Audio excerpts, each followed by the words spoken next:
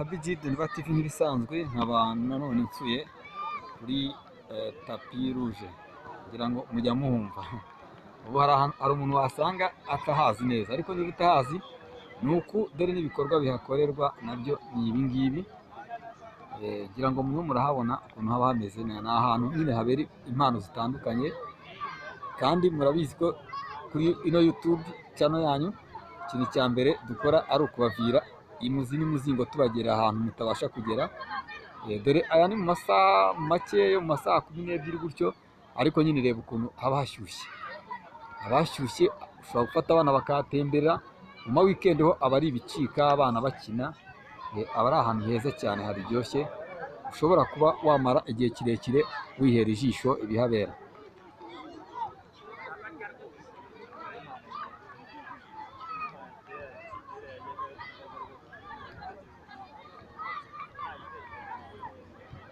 Ngira ngo mubona ko abana baho baba bazi gukina, ni ahantu higira abana bato.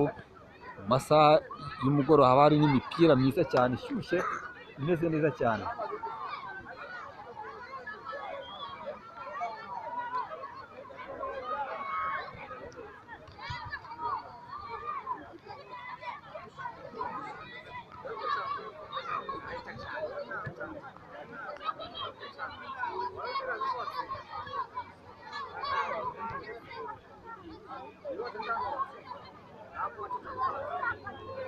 Ngira ngo murabibona uburyo abashyushye rwose. Nshishikariza abantu badukurikira kuri Habijid Ndwa TV batajya batembera hano hantu, ngo bajye bahatembera ku masaha y'umugoroba barebe ukuntu ari ahantu bibera. Ari mu hantu bibera kuri cya kigero cyo hejuru, ahantu haba hari enjoy hameze neza cyane. Ushobora gutembera rwose ukarya ubuzima, ukareba umupira. Niba ukunda umupira, uburyohe bwa ruhago. Hano imipira ntishobora kuhabura muri kino kibuga cyo kuri tapi kabisa. Buri mugoroba hari n'igihe usanga hari amarushanwa atandukanye, ku buryo ushobora kuhava rwose wishimye umeze neza cyane.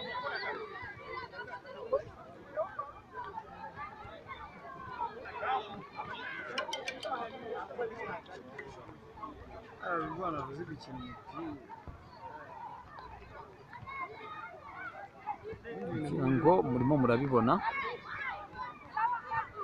uburyo kabisa haba haryoshye hameze neza cyane, by'umwihariko mu masaha ya weekend, mu bihe by'ama weekend kabisa ho aba ari ibishyushye cyane.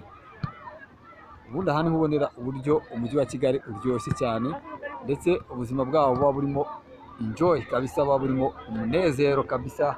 Aba ari ahantu ushobora kuruhutsa mu mutwe, ukaza ukicara gato kuri ano masikariye, ukareba imipira itandukanye, ukareba amasiporo atandukanye, ukanezererwa, ugataha umeze neza waruhutse mu mutwe, ibintu byose ari wane.